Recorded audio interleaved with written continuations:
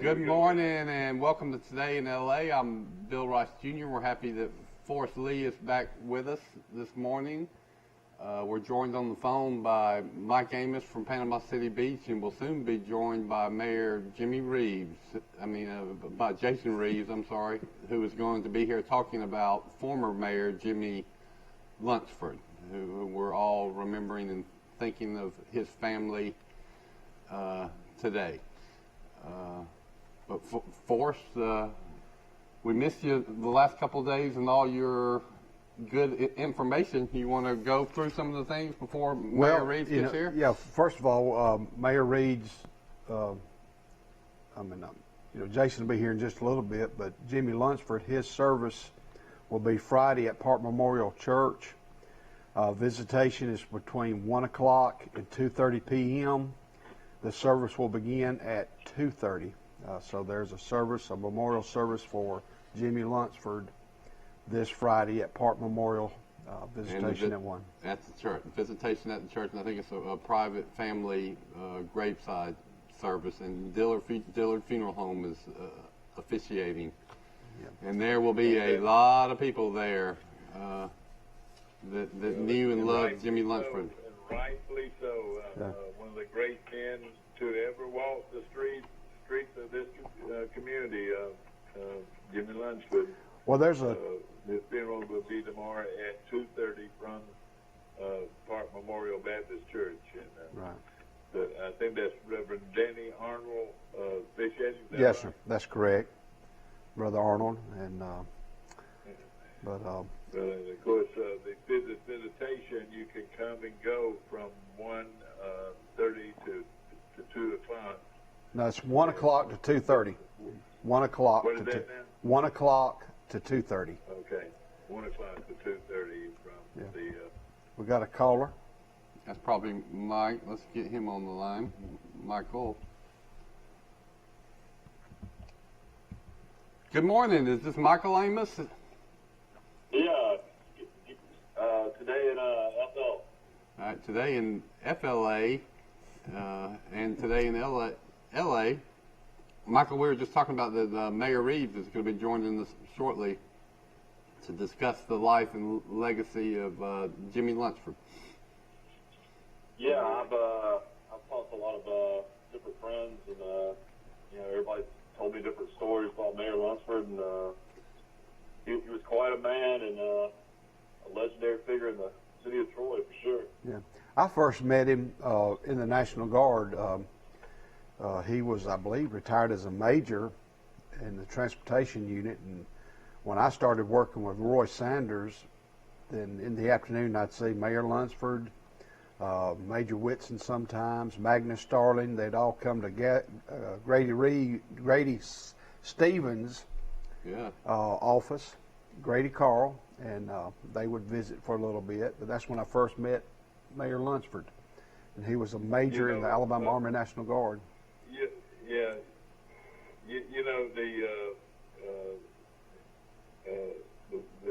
The legacy is out there without a doubt. But like the National Guard, we haven't even talked about his presence with the National Guard, and so many people that was he involved with there, much less the city of Troy and all the other agents that he was working with throughout the years. It's really something how many people he served.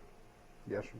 I think he served for at least 20 years and retired, as an officer. So that's a distinguished career serving his country and state in the Alabama Army National Guard. Like Forrest Lee served for how many years? I served 21, and but Donald Kelly would also be in that little group. But the difference in Forrest Lee and a lot of folks is Forrest Lee actually went to war. Mm-hmm. Well, went to war. I remember when they got on the bus out here, and I can see it today when they got on the bus and rolled off and caught an airline that went to Saudi Arabia. I bet Troy Cable covered that going away ceremony. Yeah, I went to it too. Everybody Yeah, went to it. It seemed like that was around the 11th or 12th of September, and we arrived in Saudi Arabia like the 24th of September. We went to Fort Rooker first, and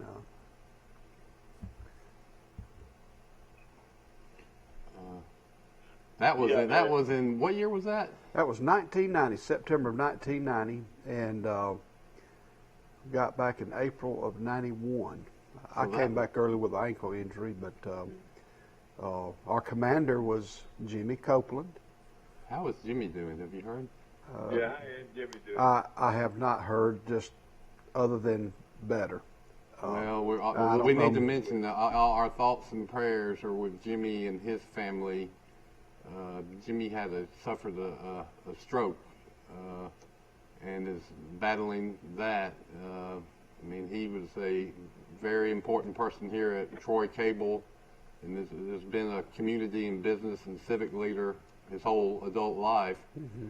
So he was on the and he was the commander of that National Guard unit, wasn't he, or one of them? Right, he was our commander in Saudi Arabia, and he was. You mean it was Jimmy that was going to take you out in the war? It was. That's right. Jimmy He'd be a good man to follow because you know he would be competent, and I'm sure he was a great commander.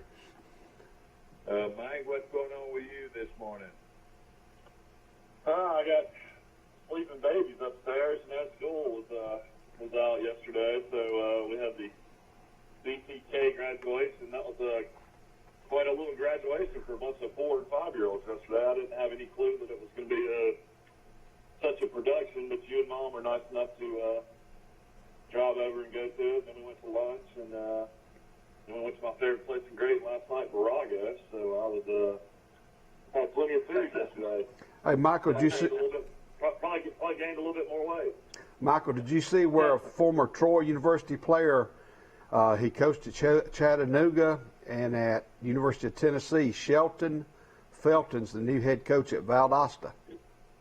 I saw that. It's interesting. He was a defensive lineman at Troy, but I thought he was involved in all that Tennessee recruiting violations as far as McDonald's bags full of cash, but I guess that doesn't matter in high school. Yeah. Well, he coached a lot of high schools in that part of southern Georgia, and then he coached at Chattanooga, and then he coached at Tennessee, and now he's the interim head coach at Valdosta for this year, and they cannot go to the playoffs.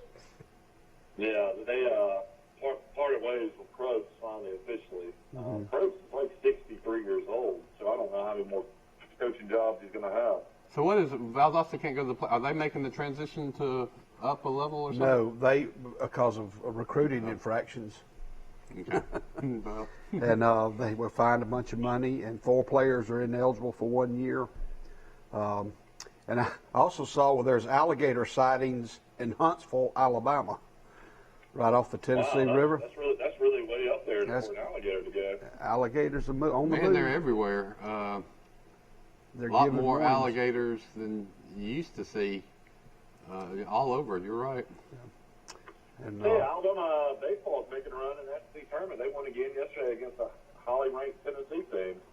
So they're up playing at the Hoover Med. I think they play Florida today. They do. They play at 5:30.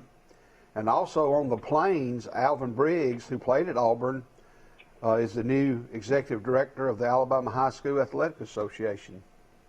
That's an important job. He was. You know, I met him a couple of times. He's a really nice guy. He's a big old fella too. But Alvin Briggs, congratulations, Alvin. In a weird situation, playing a meaningless game in baseball tomorrow at Riverwalk Stadium. Ever since they lost on an unbelievable loss to Arkansas State, where you have 18 hits and lose a game. But the Sun Belt is making them play a game that means absolutely nothing to Troy. It means something to Texas Arlington. But it'll be interesting to see how Troy comes out tomorrow. I would imagine they'll pitch Gaines, who was the Sun Belt Freshman of the Year, won 9 games. That's right. They'll play hard. I mean, these kids love to play baseball anytime they get a chance. And heck, they might be playing in front of scouts too. They care about that. Yeah. Well, yesterday South Alabama beat Coastal Carolina 14-7. Georgia Southern 10. I didn't have the Georgia State score. I believe was 1. Louisiana beat Texas State 12-6. Today, South Alabama plays Little Rock. Texas Arlington plays Arkansas. That's at 11. Texas Arlington plays Arkansas State at 3 p.m. and Louisiana plays Appalachian State at 7. And Troy will play on Friday at 3 against University of Texas Arlington, and Georgia Southern will play Louisiana Monroe at 7. Well, that's a big tournament up at Riverwalk Stadium. I'm glad that Riverwalk Stadium is being used again. As someone who lived in Montgomery for about a decade in Orr Park Road, I've been to it many times. It's a beautiful facility. I'm sure most people in Troy have gone to it by now. Well, Troy finished 27-25, 13-11 in the conference. They've got one more game. But along with Garrett Gaines, the freshman pitcher, the freshman of the year from Cairo, Georgia, the syrup maker, we had Logan Kearney on the all Conference team? All Sun Belt team. He's a sophomore outfielder from Lawrenceville, Georgia. Ethan Wilson. He plays at South Alabama, but he's from Andalusia. Had 2 more kids from South Alabama, Booker from Bruton. Anyway, there's a local kid in Montgomery, Parker Shavers, who plays at Coastal Carolina. I know his stepfather pretty good, but he is from Montgomery. And I've got some of the softball players of the year. We want to remind everybody that this morning at 10 o'clock, the Charles Tennyson High School graduation, and that'll be a big affair. It's going to be held in the stadium at 10 o'clock. I think you got to have a ticket to get in, but congratulations to all the graduates. And I think You have to have that. I think you have to have a ticket. They're limiting the number of people that can come in. And, We're waiting on Mayor Reeves, Jason Reeves, that will be coming into our show in just a few minutes. Of course, we want to thank all of our sponsors this morning, and of course, we're going into a holiday. What are y'all's plans for the Memorial Day holiday? Are we going to have let me ask you this first. Are we going to have a firework? well, that's usually the 4th of July, isn't it? Yep. I doubt we'll have a fireworks for the Memorial Day.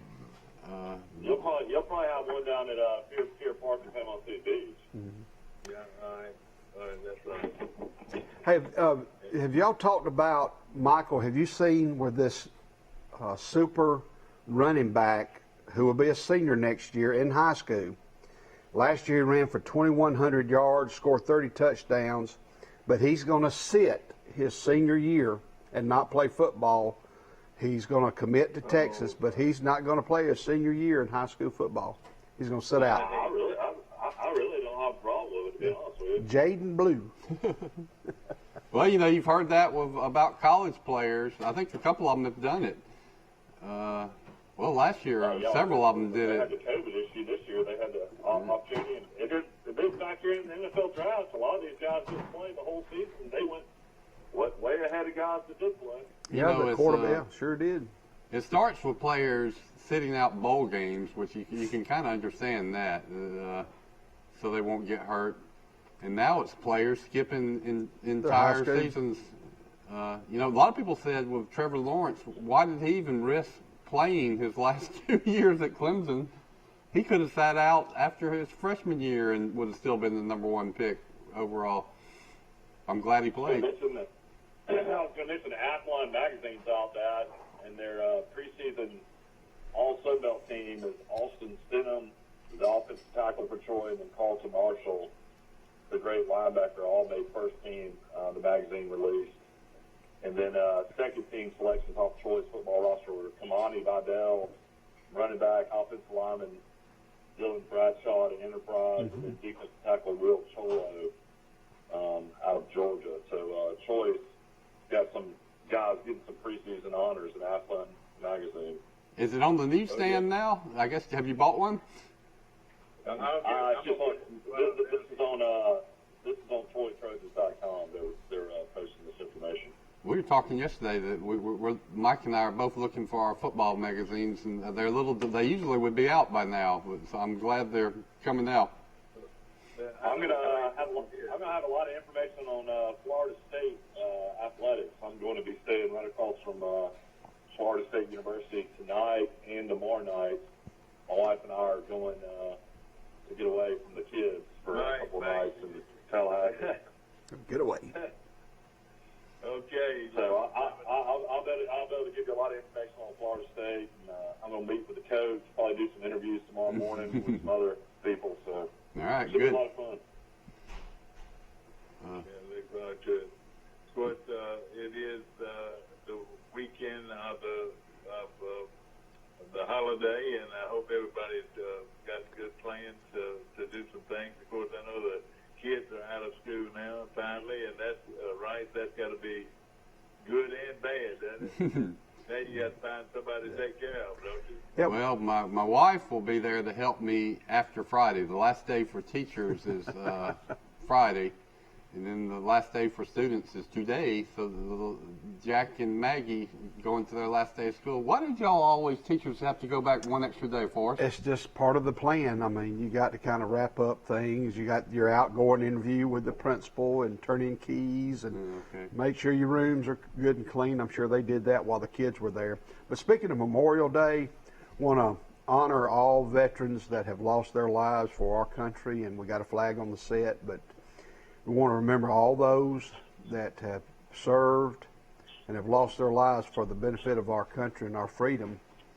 And also would like to honor any veteran that we have today, or the ones who are serving today in our armed forces. And thank you, and want to thank their families, because there's some sacrifices that the family has to take. Gosh, in the last 20 or so years, I mean, my dad was in the National Guard for 23 years. He never even came close to being deployed. Mm-hmm. And then he retired, and then not long after he retired, then, National Guard and reservists, I bet there's been some of them that have been deployed overseas 4 or 5 times. Yeah.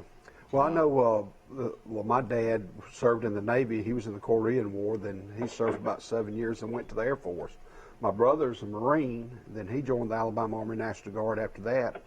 My brother Kenny's been over about 3 or 4 times. Chris Amos, who was 19 at the time in 1990, he went full-time Guard. He commanded a unit in Camden, Alabama. His son is named Camden, and he's been deployed to His daughter's named Camden. Oh, I'm sorry. I knew I had one of them. Okay. What's the little boy's name? It's Brooks. Brooke. Okay. One of his children is Camden, but he's still full-time Guard. He's a lieutenant colonel, I think. I am very proud of that young man. I've watched him grow up, and I tell you, if they got him any better than Chris Amos, I want to see it. He's a fine young man. All right, Dad, we need your help here. This guy played a good soldier. I don't know if he ever was actually in the military. The top 10 John Wayne movies I saw that. have been released. And, Dad, I don't know any of these movies. You're going to have to help me. 1962, The Longest Day. Did you see that movie? Was that a war movie? But John Wayne played in The Longest Day. I remember that. Yeah, it was about D-Day. Yep, I guarantee you I've seen every one of them. Go ahead. It was amazing. Listen to this. Robert Mitchum was in it. Richard Burton, Sean Connery, Henry Fonda. Yeah. Wow. That's a great cast. Oh, it was. I love John Wayne. Yeah, it's one of those movies where they got everybody. You're right. Y'all might have seen this. This is in 1972, The Cowboys. Yes. That was his. With the young boys. That was one of his last movies.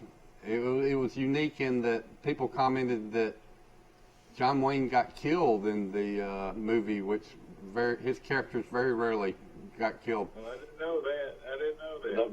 The final film was in 1976. It was called The Shootist. Did any of y'all see that? I remember that. Jimmy Stewart was in it. Yes, it was little Ron Howard was in it. Golly, Didn't he die in that one? Yeah, he died in that one. Yeah, he died in that one. He had cancer. He had cancer when he filmed that movie, and also Lauren Bacall was in it. Bogey and Bacall. How about this, Dad? This was like when you were born. Red River in 1948. I remember that. Red River. I would put that up there higher on the list. That is a classic, with Montgomery Cliff, and John Wayne is a rancher that's leading a cattle drive, and he's really hard on his people, like some coaches we know, and they kind of have a revolt against him. And his son or stepson is Montgomery Cliff.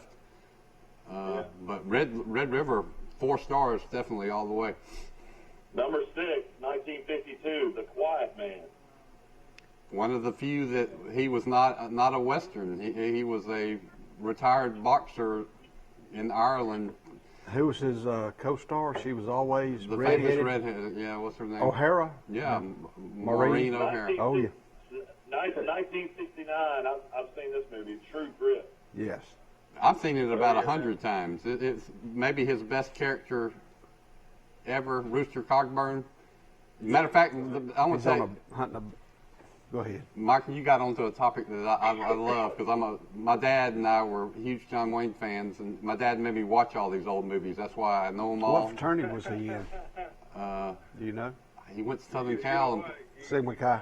He walked where he looked like he was off He was balance yeah. all the time. He looked like he seemed like he was always leaning against the furniture. Let me tell you, my True Grit story is the first movie I ever remember seeing in the movie theater was True Grit. So if that came out in 1969, I can place a memory at 4 years old. And Dad always told the story. You know, the final scene in that movie, or one of the final scenes, John Wayne takes on the 3 or 4 bad guys all by himself. You know, he puts the reins of the horse in his mouth and says, "Fill your hands, you son of a bee." And he races across the field and starts shooting at them. The main villain was Robert Duvall. And Dad always said that, Bill, when that scene happened, I got out of my chair and stood up on the chair and then leaned over on the chair in front of me. I was so riveted. But yeah, classic, True Grit. Keep going. 1939, number 4, Stagecoach. I just made a post about that on Facebook because somebody posted that it was, I think, John Wayne's birthday. But that's a classic. It's the template or typecast for all Westerns that would follow. It's also the movie that made John Wayne a star, and it came out in 1939, which most consider the greatest year ever for movies in Hollywood. Stagecoach is a classic, directed by Ford, but also it came out that You do know a lot about John Wayne. what came out also in 1939, among many other classics, is The Wizard of Oz and Gone with the Wind. Yeah. All right, number 3, this gets talked about a lot on the show, The Man Who Shot Liberty Valance. He was the bravest. James Stewart was in that one too, wasn't he? It's one of my favorites. Yeah. I made on my post this morning, I said that the John Wayne characters I liked were the ones where he had an edge, and he was kind of, you could just see he was a good guy, but he was also a mean son of a gun when he had to be. And that's who he was, and the man he was the only guy that was not afraid of Liberty Valance. Matter of fact, Liberty Valance was afraid of him. Lee Marvin. And Lee Marvin. Lee Marvin was Liberty Valance. And a great line all time in movie history is the final line of that movie where the train porter says to Jimmy Stewart, who goes on to become a U.S. Senator, and he's coming back from the funeral of John Wayne, who was actually the man who shot Liberty Valance. Yeah. Nobody knew that. He says, "Nothing's too good for the man who shot Liberty Valance." He's doing a favor for Jimmy Stewart. And, the irony is Jimmy Stewart had just come back from a funeral for John Wayne's character, who had a pauper's funeral. Nobody showed up, and he was broke. And so nothing's too good for the man who shot Liberty Valance. in that All right, number two, 1959, Reno Bravo. No, that somebody said that's the second best John Wayne movie. Oh God! This is according to AL.com. Get out! Some Get staff out of writer. here! Yeah. I mean, this is Let me tell you something, right? The best movies he was in was when he was with Maureen O'Hara. Boy, she was a great one. The Quiet Man. Well, she was in some other movies with him. Yeah. All right, that's way overrated. But go ahead. And then number one is The Searchers. The Searchers. 1956. That was Dad's favorite, and That was a long movie. they got to get his great niece who has been kidnapped by Indians, and Who's Natalie Wood. Who Natalie ended up Wood. having a tragic life. But I would say many people consider that maybe the best John Wayne movie, and it's considered a classic. And I think for about the first half of the movie, it is, and then to me it got kind of silly at the end. But that's one of his iconic roles, without a doubt. And it was also who was John Ford, the famous Western director. He directed a lot of these movies. He got John Wayne was born in 1907, passed away in 1979 at 72. He was from Iowa. Didn't he get hurt playing football, or he got hurt at the beach, but he was on a football scholarship? Something happened with his shoulder, but he got his first start. There was as a fill-in with Western, somebody took a liking to him. It was some famous cowboy in Hollywood. I can't think of his name, but I remember reading about it. I had to go back and research that. Well, he in thinking about Stagecoach and seeing that his birthday was 1907, Stagecoach came out in 1939. So John Wayne was 32 years old when he got his big break and became a star. So he's 30. I mean, that was pretty late. When did John Wayne die? Do you know? 79. That would have made him how old? 72. He was the number one star, most popular star in America for a long time. And he never won an Oscar until True Grit in 1969. But he's kind of like Clint Eastwood or Burt Reynolds. He didn't win the awards, but he was everybody's favorite. Yeah. Marion Robert Morrison, the Duke. Yeah, Marion. Right. Eastwood, Redford, Paul Newman, and John Wayne, those four would have to go down as the top four movie stars of all time. What do you think? Well, no. I mean, they would be in that. Who would you add to that list? Humphrey Bogart. Did he? Humphrey Bogart.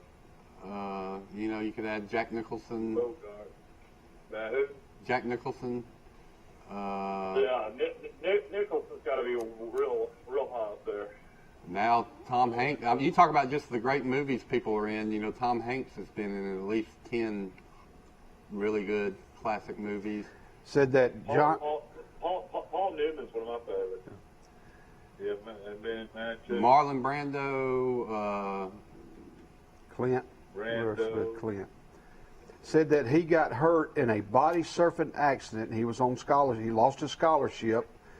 He got hurt in a body surfing accident, then started acting in B movies. Well, the other one we've mentioned already is Jimmy Stewart. I mean, his body of work is awesome. He was a contemporary of John Wayne. I think so too. But they all had their way. I mean, there were certain things about each one of these actors that made them great. As we talked about, John Wayne walk. There's nobody that walked like John Wayne, and Eastwood, the great Clint Eastwood. He's got to have more sports shows out there than anybody else. Well, he was a star from 1939 to his last movie, The Shootist, in 1976. So that was 37 years. What was your favorite Eastwood show? God, he's waiting for the mayor.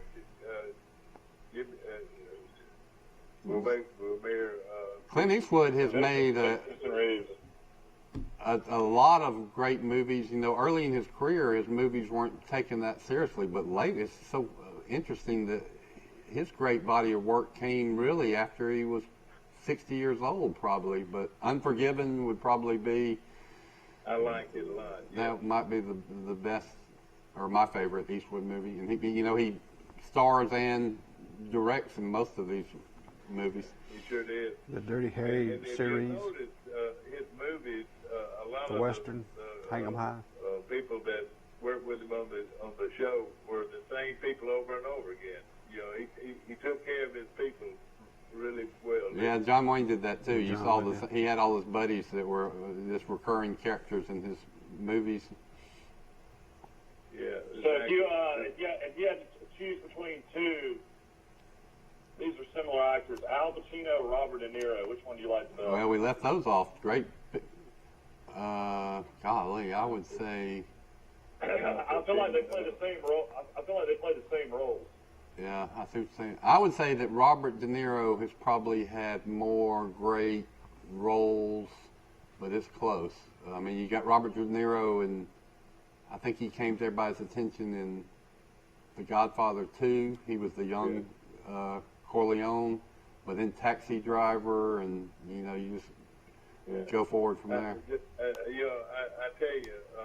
Raging Bull. What was the gambling? The Casino. The movie Casino was a real good hit for him too.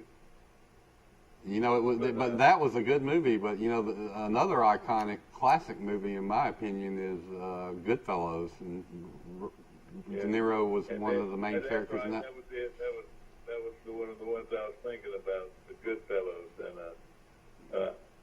who was that played that the other role? There's two or three guys that played a role. Ray Liotta, Joe Pesci, and you had De Niro. I like Ray. How you pronounce it? Ray Liotta. Ray Liotta. I thought he was real good in that show. That is a Martin. That is a Scarface. You don't see him anymore. It's Russell Crowe. That's great. He was great. Yeah, You're right. Russell. Martin Scorsese directed Goodfellas, and a lot of if we talk about great directors, you got to put Scorsese right near the top of the list. What's the best movie in the last 5 years? You might be asking the wrong guy, because I quit watching movies like I. What do you think? I had probably seen maybe two, I'll three. tell you what, you're leaving one great show off is Josie Wells. Oh yeah. I love Josie Wells with Clint Eastwood. I've told you the backstory of that before. Is the you know who wrote the book that movie was based on? No. Yeah, I've told y'all the story. Y'all don't listen to my stories. It's a guy named. It's the guy that used to write for Wallace. Yeah, Asa Carter, who was the speechwriter for a brief time for George Wallace, and he's infamous in history now, or albeit forgotten, that he wrote the most famous or infamous speech George Wallace ever gave was "Segregation today, segregation tomorrow, segregation forever." Well, you know who wrote that line? Asa Carter, the guy that wrote the Outlaw Josie Wells. Oh, good night. He changed his name, and then he left, and then he wrote some environmental book, and Let me ask this. Robert Asa Redford was Carter, pretty good. Yeah, Asa Carter used to be president of Livingston University. Is that the same one? nope, and nope, different one. But yeah, the actually, He wrote some famous children's books. yeah, it's some about a tree or something. But the book he wrote was not called The Outlaw Josie Wells. I guess the outlaw was Josie Wells, but the title of his book, which I don't think it really sold much, was Gone to Texas. Sometimes books get published and very few people see them, but then somebody buys the rights and adapts them into a movie, and so it's one of those cases where the movie was a far bigger deal than the book. Now let's talk about the opposites, the ones that were fantastic blockbuster books that also became fantastic blockbuster movies. I'm going to rattle off a couple off the top of my head. first you got to start with Gone with the Wind, which is arguably the most popular best-selling novel of all time, which became arguably the most popular movie of all time. Then I can skip forward to when I was 11 years old, and the big sensation, summer sensation blockbuster, and one of the best movies ever made was a movie called Jaws. But before the movie Jaws was made, it was a big #1 national bestseller by Peter Benchley. I read it at 10 or 11 years old. Then there was a novel called The Godfather by a guy named Mario Puzo, which was a bestseller, #1 bestseller for years. And then a guy named Francis Ford Coppola got the rights and directed it into not one movie, but 2 movies. You know, something might be fun, like when you mention it, Eastwood, what is the first thing that comes in your mind when you think of Clint Eastwood? Cigar. Spitting on a dog. Make My Day is the one that the little short phrase that makes me remember it well. Make My Day. Well, he asked somebody to apologize to his horse or to his mule. I've read a biography on Clint Eastwood. He's an interesting fellow. You know, he was star of some TV series fairly early in his career. Yeah, some Western, and then he took a big chance, and he went to Italy and made all these Westerns, which are now considered spaghetti Westerns, which are the ones you've talked about. Right. Is that where they, where he was starred in those? Hang 'em High, and they were real eerie and odd. And for a fistful of dollars, for a few dollars more. I think he made 3 of them. That's right. And people said, "Why are you doing?" Made in Italy. Those Yes, were made in Italy with an Italian director, and well, dang, they became huge hits against all odds, and that's what made Clint Eastwood a star. And then he did the Dirty Harry series.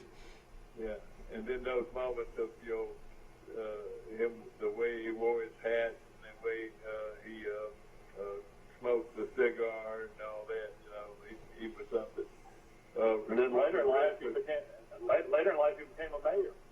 Yes. Oh, yeah. The mayor of what was that? Carmel. Carmel, California.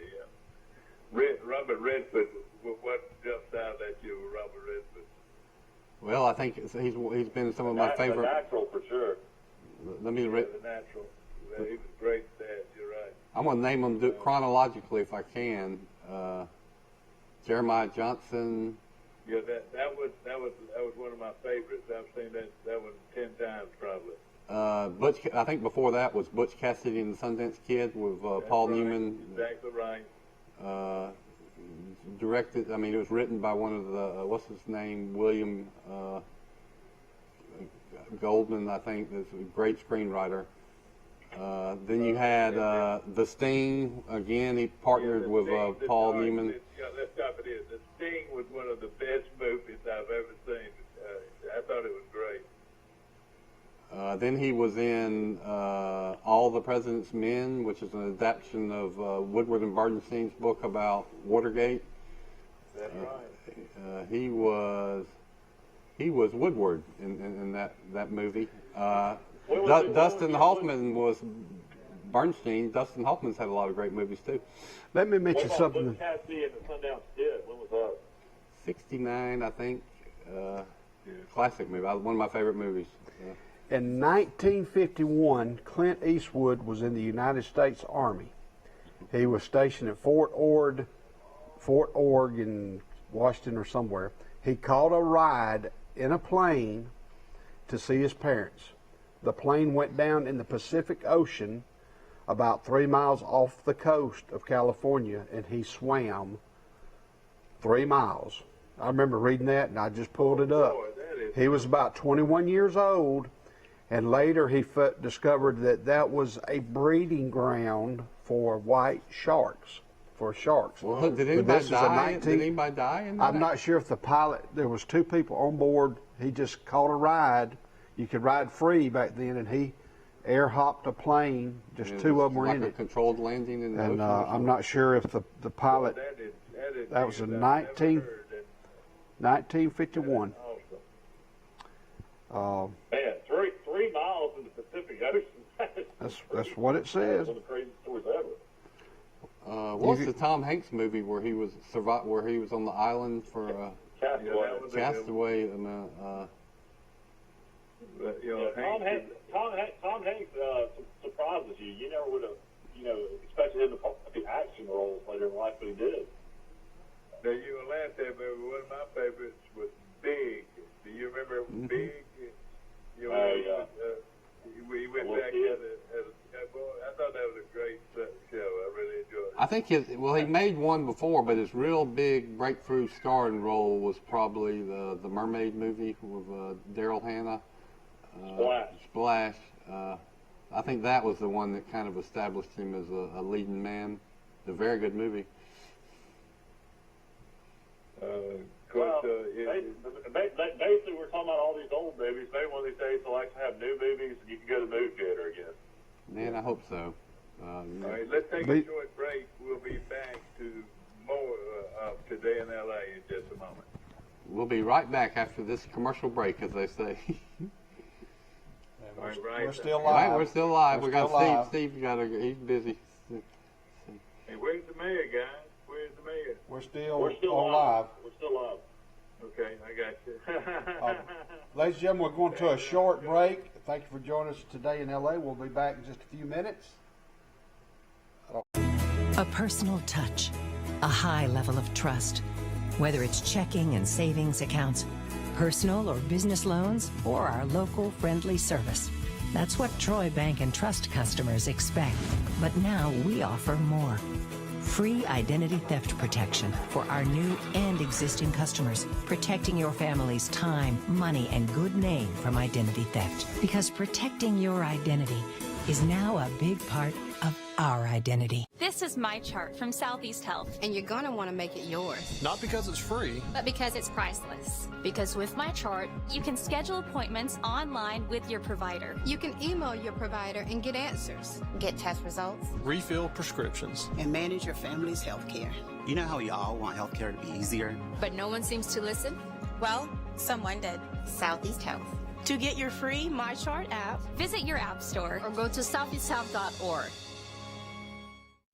Barney, what are you doing? You've been looking for a sale. I'm going to give you one. We got one open. Barney, it's not a jail sale. It's called a car sale. 0% financing for 72 months. Discounts over $15,000. Killing the competition. $5,000 over Kelly Blue Book for any old trade. Hey, and it's not illegal to kill the competition. That's another charge. Folks, just go to PremierChoice.com. That's where you'll find all the deals. I'll see you soon. No, you ain't. You're going to be in jail. Barney! Nobody beats a Premier deal. Nobody! When it comes to surgery, precision is perfection. The very latest technology available ensures the best possible outcome. The Mako robotic arm-assisted surgery system is now available at Troy Regional Medical Center. Skilled orthopedic surgeon Dr. Robert L. Liljeberg and his team provide patients with faster recovery and better movement after a knee replacement surgery. When accuracy matters, you deserve the very best. Troy Regional Medical Center. We are back on the air. We got our coffee, and we've been talking off the air. Some of our best conversations probably off the air. Mike was talking about after he graduated from high school, he went to Gulf Shores. And I said, man, I thought everybody went to Panama City Beach. He said, well, they did, but I went to Gulf Shores. But this is the time. We went to the Bahamas. We did that too. So I must have done both my senior year. Boy, that was fun. We had that annual trip that a lot of people took to the Bahamas, and the beach week. The week I'm talking about is when all the Twilighters and 21 girls would go and have houses, and that's when you would say you would go and try to court and flirt with your favorite girls at the Twilighter and 21 house, but then you found out that boys from all over Alabama had also found out about the Twilighter and 21 house, and they were trying to move in on our girls, Michael.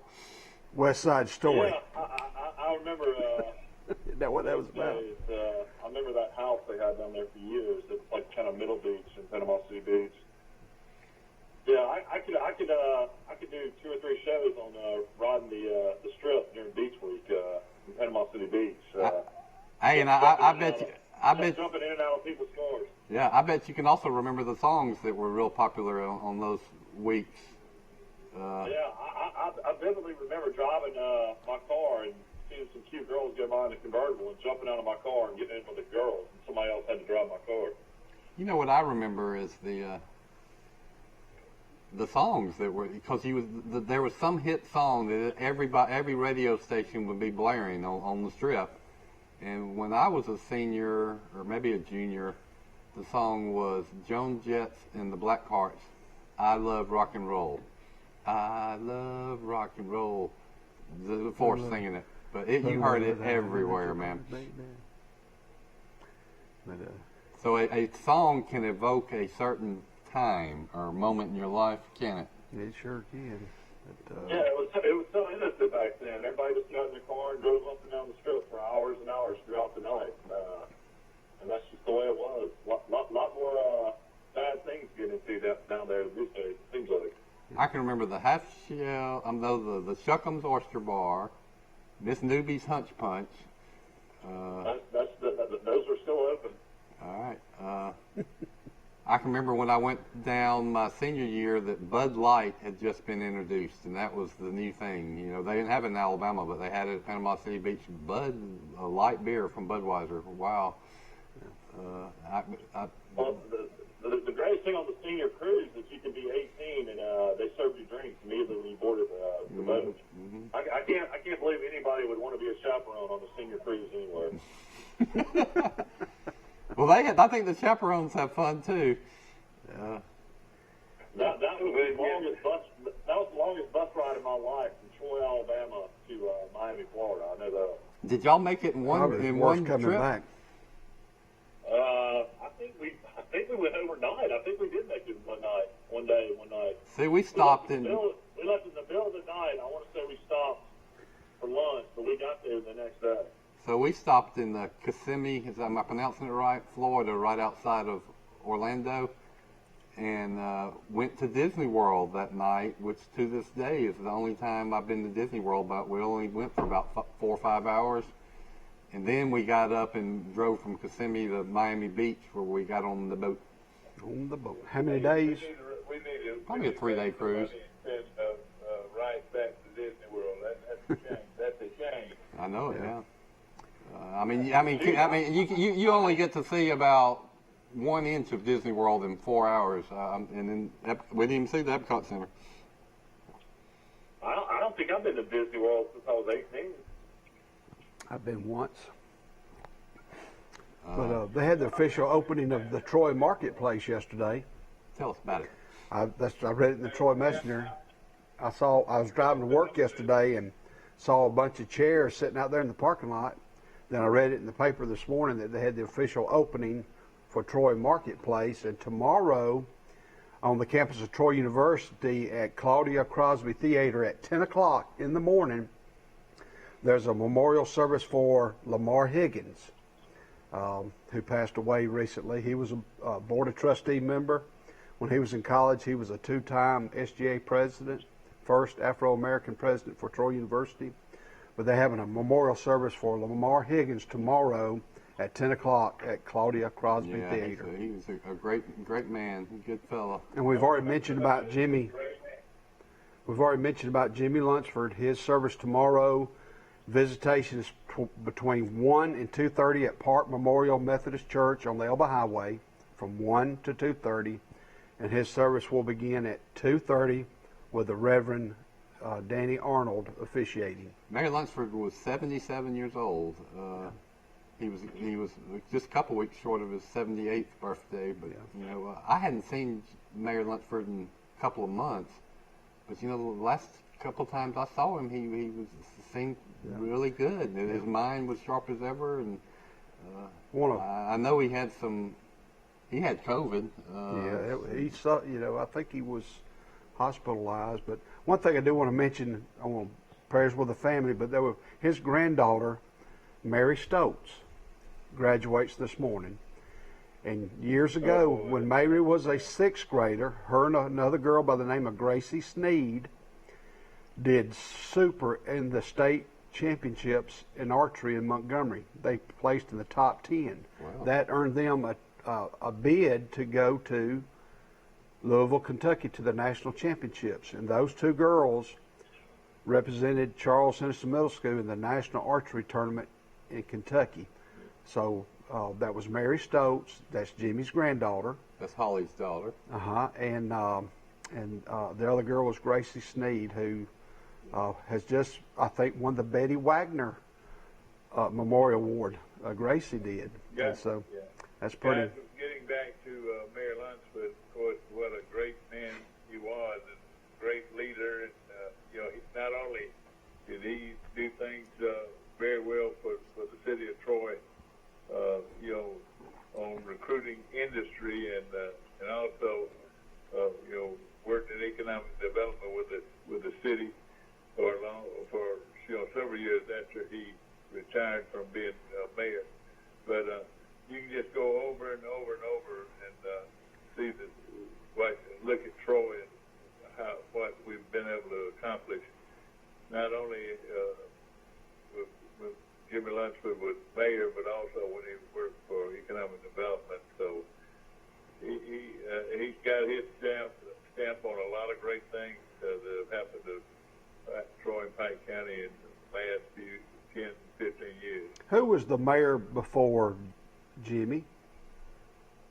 Well, he was the first technically he was the first mayor, full-time mayor, but you know, as we talked yesterday, they had a 3-man commission form of government, and the 3 commissioners rotated. I think each served a year as mayor. So, you know, it was people like Al Gibbs and Winfred Kelly and Mike can name some of them that were commissioners. You know, Mr. James Meeks, Ray, James Ray. James Ray, you remember him? Yeah. At one time, it was my uncles Bill Chapman and Corley Chapman were on that commission. That's right. That's right. It was a mayor council type of format. Well, you're about to get to the limit south almost because of the creek. I guess you could jump the creek and start developing over there. But I know there's churches on both sides of the road. But you see what Troy's developing into the north. But out toward between here and Banks, there's not a whole lot going on except the new court judicial building may open up things toward Banks. But when you head toward Henderson, there's not a whole lot other than the industrial park and Golden Boyd. Well, you know, if you look at it right now, you know, the great industries in Troy and Pike County, Lockheed Martin, of course, is the ongoing development, and you know, they have really prospered over the years in the city of Troy. And then Sikorsky, who made helicopter parts, and They fix Rex Lumber. They fix helicopters. Yeah, Rex Lumber. It's right, maintenance on helicopters, and then of course, you know, like you said, Rex Lumber has come in there now. I want to say I know the prospects were to hire 700 people. I think it's pretty close to it. You know, there's another big business up there. I don't know how many they employ. It's a big concrete culvert facility. Mm-hmm. They make these huge concrete culverts and sewer things. Pike County is blessed with some great industries. And then that, you know, you're right, that's north of Troy, and then south of Troy, you would have to look at the Walmart Distribution Center, which is ongoing, been there, been moving, and doing great business for a long time. All right, here's a couple more I want to mention. Of course, we know Wiley Sanders Trucking. You've got Golden Boyd that's busting at the seams. They're building a new plant that's going to employ about 70 to 80 more people. They make peanut butter. Think of AirTech. Yeah, I wonder how many. AirTech is a pretty good size. It has really grown. We're proud of AirTech. I don't know a lot about that. Tell us about that industry. You know, I had to research that, but I know they're like industrial Don't they do filtration systems that keep the environment cleaner? It's a lot about that, and they're high tech, and I'd like to do some more study. What's the firm that makes all the sauces and salad dressings in Brundage? Southern Classic. Southern Classic is Southern Classic. Is a big operation. That is a big industry. Yeah, I mean they make all kind of brand names that you would be familiar. I think they like, I don't know, Dale Steakhouse. What about HB&G? Is there still got many people working there? Yes. they have over 100. If you look at any industry that has over 100 employees, they have yes. over 100 employees. The columns. You know the famous trailer place. Lincoach. Lincoach. Yeah. My daddy used to work for Lincoach. Yeah, you see those all over. You see those all over the country. You'll go up to a truck at a grocery store, and that's what it'll be. It'll be a Lincoach. Well, I want to salute all our farmers, our chicken farmers, peanut, corn, I'll tell you, timber. Timber. One of the owners is the president of Troy Bank and Trust. Yeah, he's kind of a silent co-owner of Lincoach, which is a great industry. I think y'all mentioned Henderson Black and Green, didn't you? They've been around forever, and that's a really great business. The Sanders company. I'll tell you one that people don't realize is South Alabama Rural Electric here in Troy. They hire close to 100 people. And they got great people out there. It seems to be a great place to work. When did Troy break away and not have Alabama Power? Like Troy has their own power company. That's a big deal, isn't it? Well, I'll tell you. I think Brundage does too, don't they? Yeah, Brundage. I think it does. I heard them talking about that yesterday. They're opening up the new building for the South Alabama. I mean, there's a new building across from Sisters there. It's opening up, I think, today or next week. I'll tell you, it pays to read Dad's history books because he writes a lot about the most influential things that happened in history was Troy getting into the power business for itself, and it was Charles Henderson that I think was the mayor that got Troy into the power business for itself.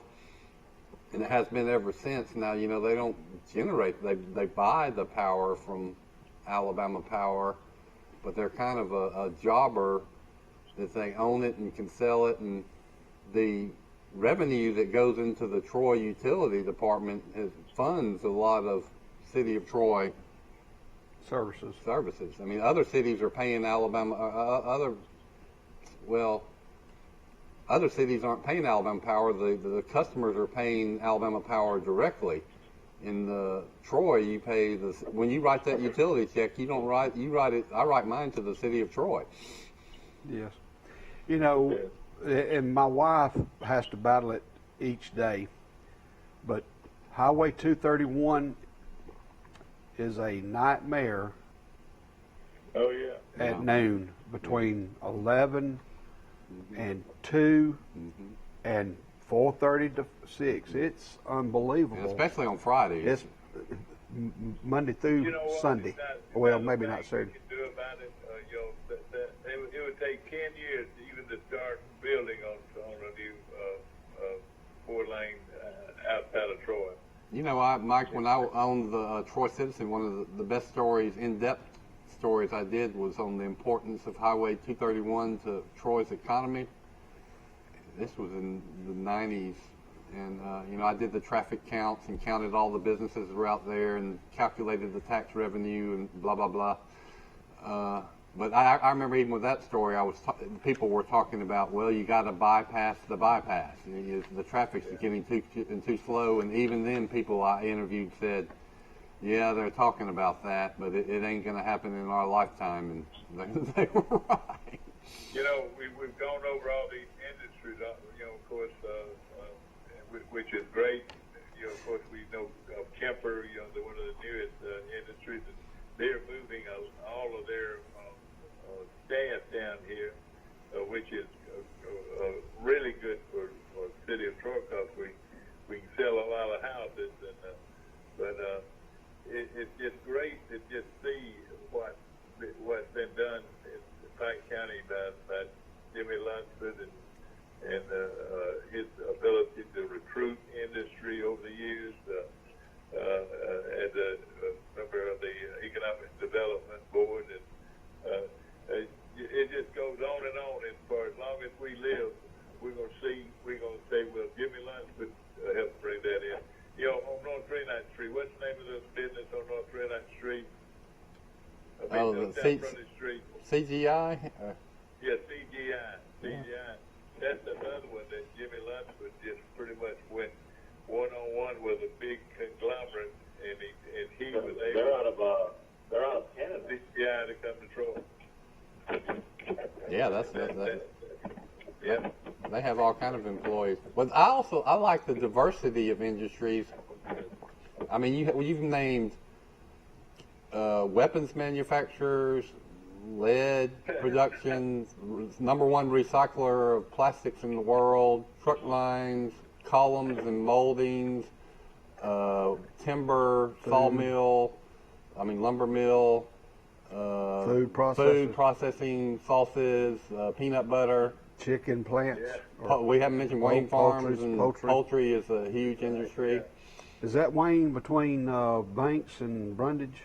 What's that? Yeah, is that pulled out a lot of their? Is that Wayne's? That's a big plant. Springs, I think. Hey, well, Wayne Farms has a big operation in Troy, and they kind of coordinate, but that's something that is a multi-billion or trillion-dollar industry, poultry. Mm-hmm. Yeah, exactly. It's big, goes right through Troy, goes all the time, going to Union Springs. But I wonder if they could ever build I wonder if they could ever build this whole road in between 231 to 65, in between Troy and Montgomery. Something like that would be great for people to have. Might be, but they're building that big bypass around the city of Montgomery. It's like a 10 or 20 year plan. That's right. What they call the circle. That's what I say about highway construction. Just the planning and all the things that go with it just takes so long. One thing about it, let me tell you one thing about all that traffic. The outer loop. I'm the same way y'all are about it, because it does inconvenience you sometimes. But that is awfully impressive that so many vehicles drive through the city of Troy every day. I've heard 30,000, but it might be more than that. No, it was 30,000 when I did this story in the 1990s. 40,000. Well, it was right at 30,000. The #1 traffic count is Highway 87 and 231, right where Country's Barbecue used to be. Well, but today I would say it's got to be 38,000. Peak traffic count. Ladies and gentlemen, that is cars that travel through Troy from the north to the south, to the east to the west. Well, it's misleading, because so many of those cars that give us that traffic count are local people going back and forth to McDonald's or whatever. So what you really got to do is count the traffic count at the old Holiday Inn, and then pick it up right at south of Walmart.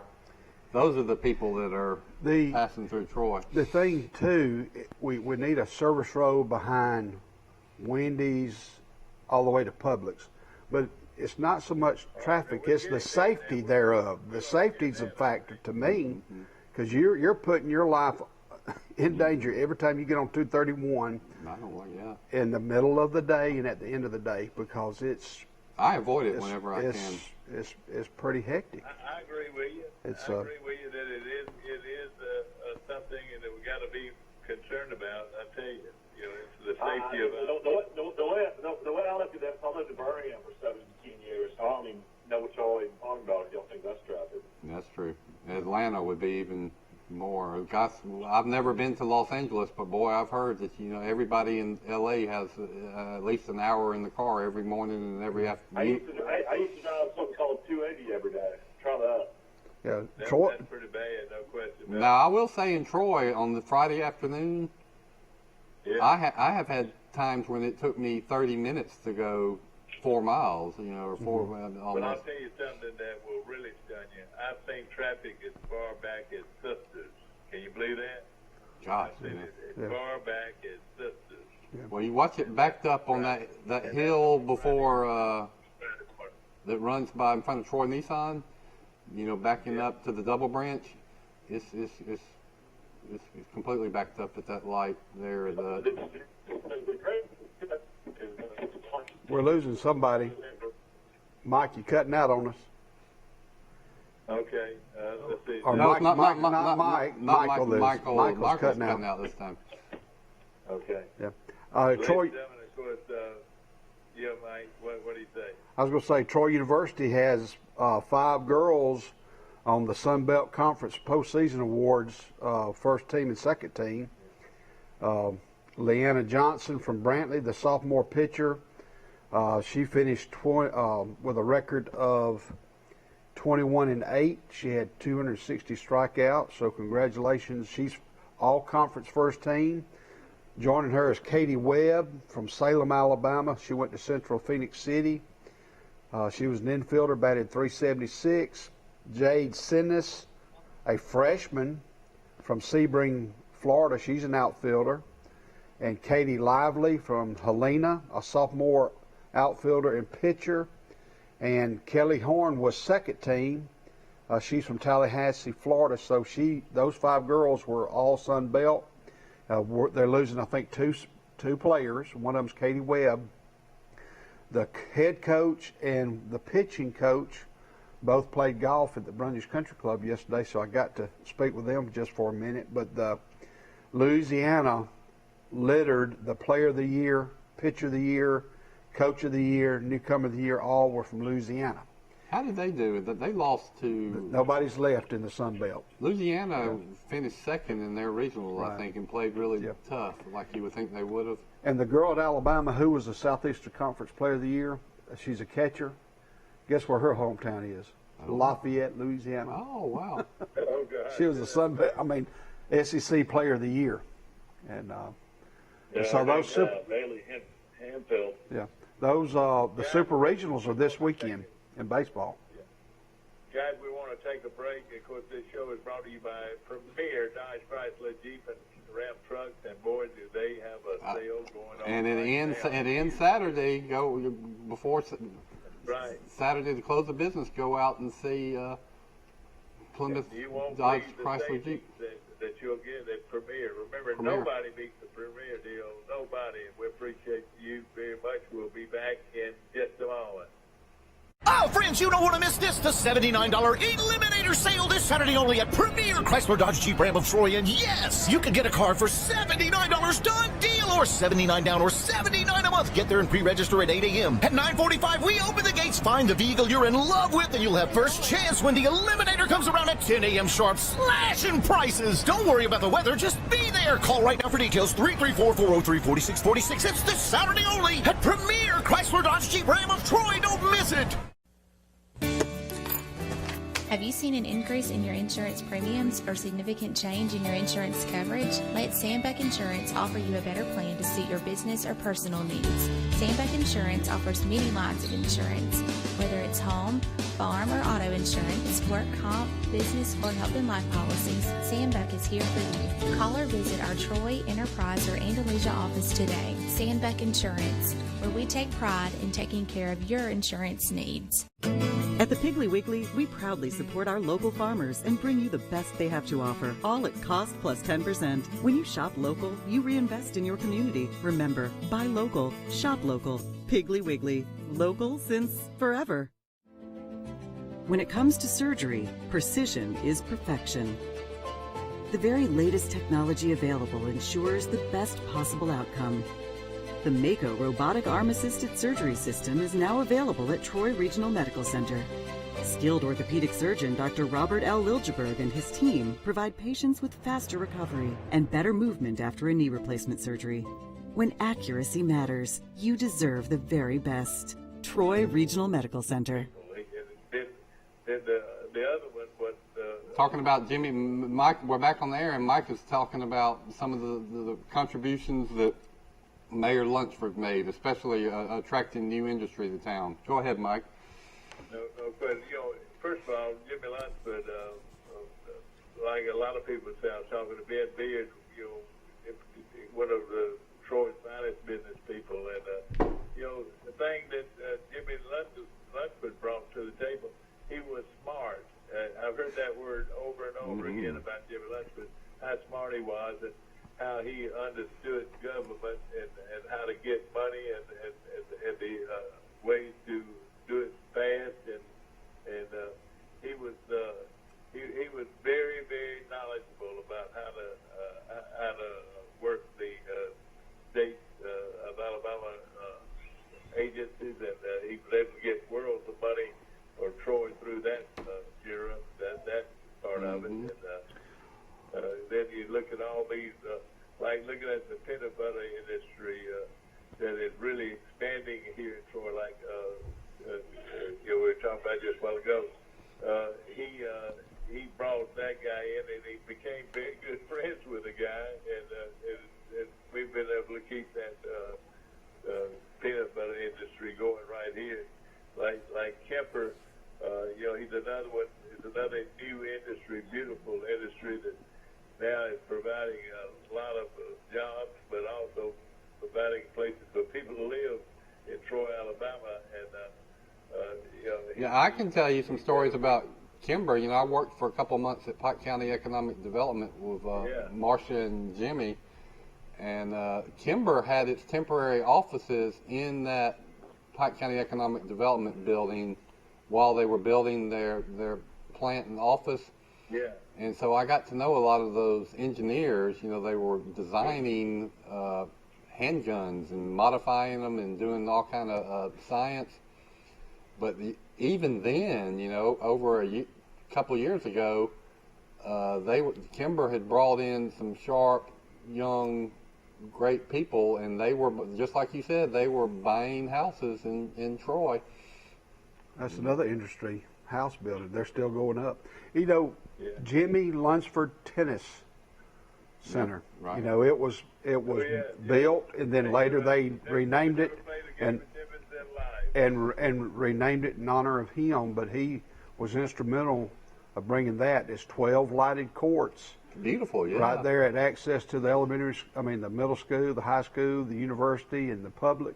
I rode by that the other day open. Getting my kids, and every one of those courts were full. They were obviously having some kind of high school or some kind of tournament.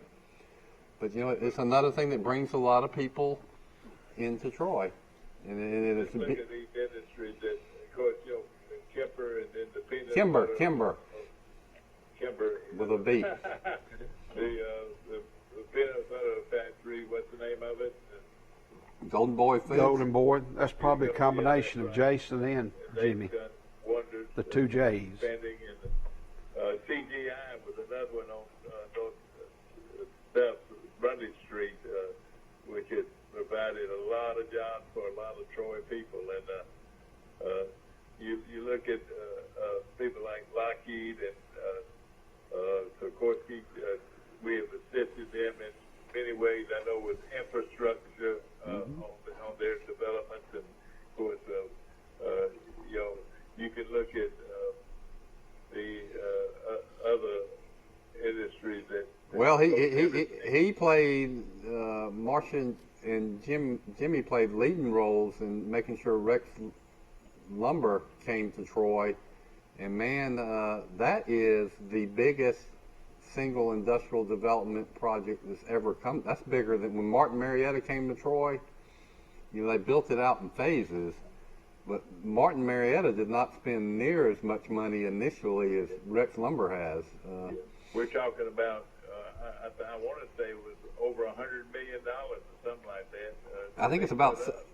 I don't remember the exact figure, but I looked at it at one time and said, it's at least $45 or $50 million that they invested right from the start. And then your infrastructure, taking care of local industry. He was always conscious of being able to do that. To take a lot of, we're talking about Lockheed and Sikorsky, but you look at Sanders companies, they work hand in hand together with the city, and Troy University, I know at one time they borrowed $40 million from the city of Troy, which was not that much, but it was close. I think it's close to $1 million to get that first stadium expansion. Or if you didn't do that first stadium expansion, there would have been no move to Division I. And the city of Troy came through. It was $40,000. $400,000 maybe. They borrowed and Whaley Construction. recouped through the city. Well, Whaley Construction has been the builder of Troy for decades. Just every building you look. You look at the city of Troy. I would think the city Troy of Bank and Troy Trust. under his $1 billion bank. Jason Reeves is mayor, been mayor, and Jimmy Lutz been mayor. The local jobs that the city now can be able to provide. I would say there are over 100 people, well over 100 people work for the city. Wouldn't you say? Gosh, no, that was probably about 400. I mean, you've got the utility department. Well, whether you break up the utility department, All of it, you would say that. the police department, the recreation department has gone from 2 employees to probably, if you count part-time employees, 150. Police department is just fire, administration. 300 or 400 employees, would you say? More than that, maybe. Yeah. So, and of course, and he made it, and of course, Jason Reeves the same thing. Well, you got recycling, you got public works, and trash pickup. They've got a lot of employees, and of course the county provides a lot of jobs for people who work for the county, and they want a project. This is a huge project going on up right now on North 39th. Well, it'll be North 39th Street and or Highway 29. That's going to be quite a development. The judicial or county government administrative offices and the new jail is what. I was wondering about how much money were we talking about there. What kind of money? I can't remember. It's approximately $3 million. I would have thought it'd be more than that. $3 million to build that facility, and that's great. It's going to be pretty. The city of Troy, they also have a grounds crew that beautifies the parks and Bicentennial Park and all the common areas. I would like to know. It might be even close to 400 employees, and then of course Troy University is no telling. They have a tremendous. Well, I think if you look at employers in America, the biggest employers are government. It's the federal government. That's right. Then you go to the state government, which is massive, and then you go to city governments, which have all grown, quadrupled in the last decade. Then you got county governments. So, say in Montgomery, I was just thinking about all the diverse industry we named. Montgomery doesn't have anything like that diverse industry. But what's Montgomery's biggest employers? Well, it's the state of Alabama and Maxwell Air Force Base, which is government, and then the city of Montgomery, which is government, and then really a couple of universities, which are government, kind of directly. All of Montgomery's key employment is taxpayer-funded jobs. In Pike County, you have a lot of private industries. Yeah. Well, I tell you what, through the efforts of Jimmy Lunsford and Jason Reeves, the city of Troy has provided a career for a lot of people, and we're awfully proud of that. And it has served so many people in such a good way. Well, I did the research on the Galt story, And one thing I found interesting was when Officer Youngblood was killed in 1962 by Gall, I found out that there were about 8 to 10 full-time police officers on the City of Troy Police Department. You know, today, I don't know, I mean, that would be... Boris, how many people are on the police department now today? You want me to guess? My guess would be... You got 3 shifts. Probably 40 to 60. I don't know. I bet it's more staff. than that. Let me write it down. I'll research it. I'll find out. I can't imagine what the police, the city of Troy has planned tomorrow for this funeral. I mean, you know, his military background. You know, the police will be involved. The fire department will be involved. I remember when Tommy Outlaw passed away, the former fire chief. That was one of the more amazing funerals I ever went to. I can't imagine what they'll be doing for Mayor Lunsford tomorrow. My guess is they're going to have a lot of 231 shut down when they take him to the burial site. People that knew him, they loved him, and his competitors in the economic development end of it that were trying to take an industry away from Troy. I can always remember this CGI project that has provided 700-800 jobs for people in Bank County. But he went in and just single-handedly got those people that owned that thing said, "Hey, you're going to move to Troy. You're going to move to Troy." And sure, he kept saying it. They did. Where all did Jimmy go to college? Do we know? Jimmy did not go to college. I don't think. I'm not sure. But he was sure smart. There's a little there's a lesson there for people out there. And he grew up where in Needmore. Needmore. He grew up in Needmore.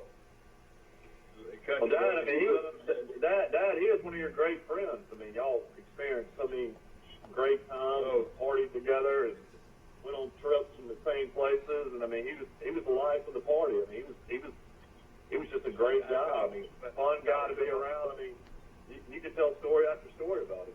I can tell you something about.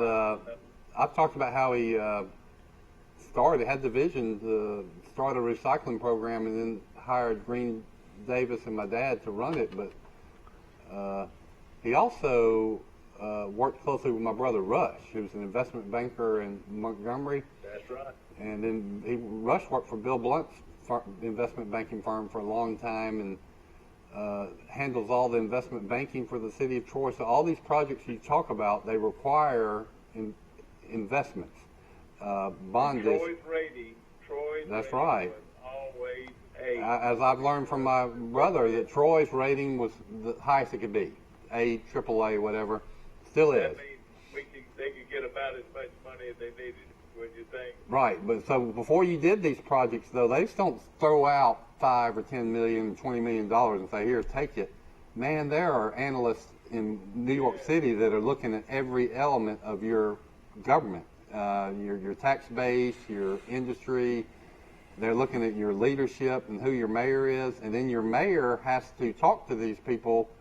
And eventually, what do they have? They have confidence that, yes, this is something that we can sell bonds and people will buy them and they'll be able to pay the bonds, the interest on the bonds. And so Mayor Lunsford was the reason these bond issues, whenever they needed them, were so easy to get, is in large part probably because of the ship that Mayor Lunsford ran, and plus he was able to communicate and impress these people. Same way with Jason Reeves today. Yeah, but that was very well said, because that he did it all. I promise you, he was a great mayor, and he was a great civic leader, and he did so many things with military. It was just many things that we didn't normally know about him that he excelled in. Well, he was a huge supporter of. He got the importance of Troy University, so he supported them every way he could. Huge influence on recreation in Troy. We've talked a lot about the industry recruitment and supporting your homegrown local industries. He was a great manager. He hired great people. He gave them the vision and marching orders and goals, and so I mean everything you could possibly want in a mayor. Plus, you had, and he represented Troy. Think of all the speeches he would give to visiting groups that would come in. I used to go to, when I worked at the Chamber of Commerce, to rallies of RV. We have RV parks, two big RV parks near Troy. Well, man, these things bring in hundreds of people, RVers, at one time, and they would have a rally for a whole week. Well, we'd ask Mayor Luntford, will you go out and welcome them to Troy? And he did it. He would give up his time and go and give 15 minutes of nice, welcoming remarks, which impressed these people that the mayor of Troy would come out and personally welcome them and say, now spend a lot of money in Troy while you're here. Let me say this, and ladies and gentlemen, we will not be on the air tomorrow. We'll have a show, but it's already pre-taped. But I was looking at his career, and one of the people that Jimmy had such great respect for was the late great Homer Reeves, and that's Jason Reeves, the mayor of Troy's granddaddy, and his other best friend on this earth was Grady Reeves, of course, former chief of police, and now an attorney. He was Jimmy Luntford's best friend, one of his best friends. He had a lot of best friends. All those country club guys he was close to. I mean, he spent so much time out there as well. It was right next to his house. My God, that's the last thing I would have thought about. But again, you're right. You don't remember how much time he spent up there? I used to see him up there every time I was up there. Michael, well, that's nothing to talk about right now about his country club days. But the country club is right next to his house. I'm just saying he went over there and played golf. He went there and hung out. All right. That's all we need to know about that. And of course, we appreciate his efforts in so many ways to enhance the lives of the city of Troy, people in the city of Troy and surrounding areas. And his service is tomorrow at Park. His service again is tomorrow at 2:30 from Dillard Funeral Home. No, sir. It's going to be at Dillard is doing the service, but it's at Park Memorial at 2:30.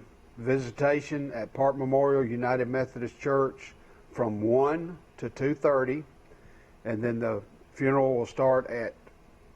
The service will start at 2:30, and Danny Arnold will be officiating, and there will be a private ceremony later. At the gravesite. Of course, Park Memorial is located on the Elba Highway in Troy, and easy to get to, and I know it's going to be a great tribute to a great man, Jimmy Luntford, and we say our farewell to our friend, and he has been so much to so many people. Well, it's kind of hard to picture Troy without Jimmy Luntford, isn't it? I mean, that's right, it sure is, and he loved his community, and he loved his family, and all his friends.